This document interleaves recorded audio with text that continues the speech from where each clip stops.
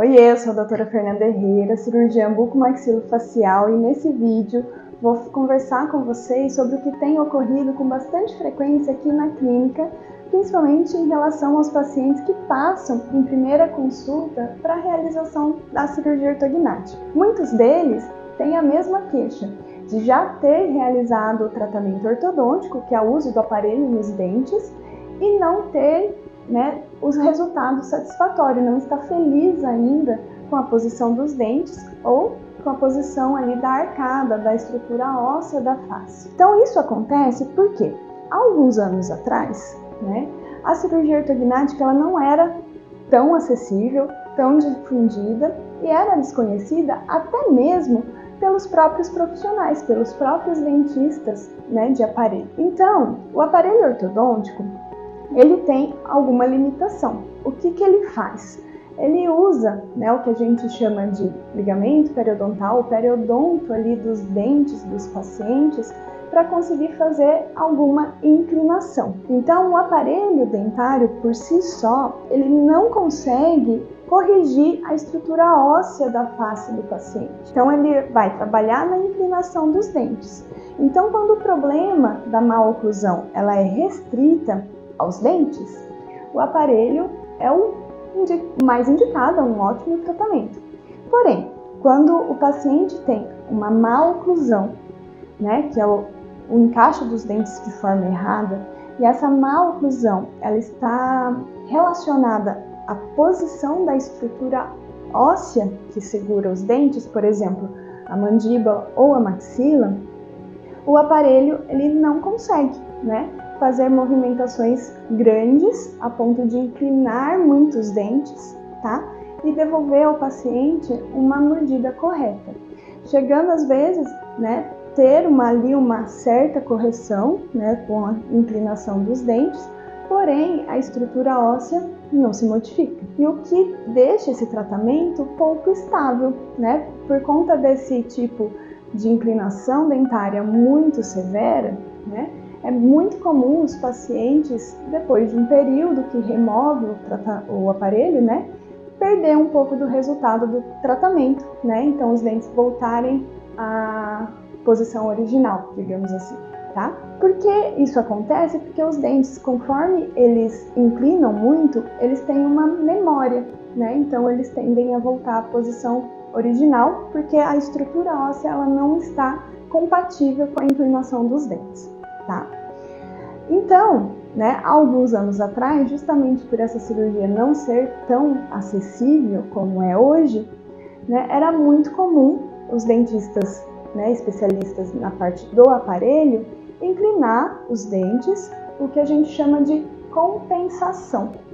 A compensação dentária, é utilizada até hoje, que são as inclinações para que a mordida fique na posição ideal. Só que a partir do momento em que a cirurgia se torna mais acessível, é mais difundida, hoje o pós-operatório ele tem sido cada vez mais fácil, mais rápido e permite ali que o paciente volte às suas atividades normais, do cotidiano de forma mais rápida, ela tem sido associada ao tratamento ortodôntico em pacientes que possuem uma desarmonia, uma alteração no esqueleto da face. Então, aqui eu coloquei nessa imagem principalmente 3 padrões de face, que são os mais comuns que vêm aqui no consultório, que são os pacientes retrognatas, que é essa primeira imagem aqui. Esses pacientes retrognatas, normalmente, eles têm esse perfil, quando você olha de lado, ele tem o queixo mais para trás, por conta ou de um excesso de crescimento da parte superior, da arcada superior, que é a maxila, ou de uma falta de crescimento da arcada inferior, que é a mandíbula, fazendo com que esse paciente tenha falta de projeção do queixo. Quando a gente pensa nos dentes desse paciente, os dentes inferiores eles são bem mais retruídos, numa posição bem mais posterior do que os dentes inferiores. Então, em alguns casos, a correção somente ortodôntica não é possível. justamente porque essa inclinação dos dentes, né, ela exige demais ali da estrutura dentária, fazendo com que o aparelho chegue num limite. Então é bastante comum os pacientes classe 2 já terem sido submetidos sim a tratamentos ortodônticos, né, e possui ainda esse mesmo tipo de padrão facial que incomoda bastante. Uma queixa grande ali dos pacientes é o perfil, né? Então quando você tira foto, quando sorri aparece bastante gengiva, muitas vezes a gente consegue só encostar os dentes nos molares, que são os dentes do fundo, então não temos mastigação nos dentes anteriores, dificultando muito, né, a mastigação, a alimentação do paciente e também prejudicando a distribuição de força, né, na articulação do rosto. Outro padrão de face bastante comum, que também tem essa mesma queixa de já ter sido submetido ao tratamento ortodôntico, são os pacientes prognatas, que são essa segunda imagem aqui. Quando a gente olha de perfil esses pacientes, a gente tem uma projeção do queixo maior, né? Então é bem característico, né, os pacientes reclamarem, né, que acham o queixo grande, né, que não gosta do perfil, justamente porque parece ali que o queixo está bem mais projetado. Pensando também na arcada dentária, nos dentes, os dentes inferiores desses pacientes, eles são mais projetados do que os superiores. Então eles estão na frente do superior, tendo uma mordida cruzada. Também esse tipo de oclusão já foi, né, muito utilizado no tratamento ortodôntico para realizar a compensação, porém, dependendo ali da deformidade, se for muito grande, é impossível fazer uma inclinação completa ali só com o aparelho dentário de forma estável, tá? Então, os pacientes classe 3 também vêm bastante aqui no consultório com a queixa principalmente do perfil, né, que não alterou e assim a oclusão continua errada.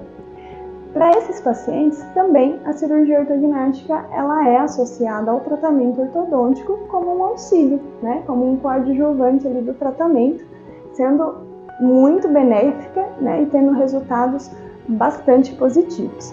Essa última imagem aqui é um paciente com padrão de face que a gente chama de classe 1, que é um padrão de face ideal, tá? Então, nós buscamos sempre, quando realizamos uma cirurgia ortognática, fazer com que o paciente chegue ao padrão de face classe 1, que é um perfil harmônico, um perfil mais reto, né, respeitando todas as proporções da face desse paciente.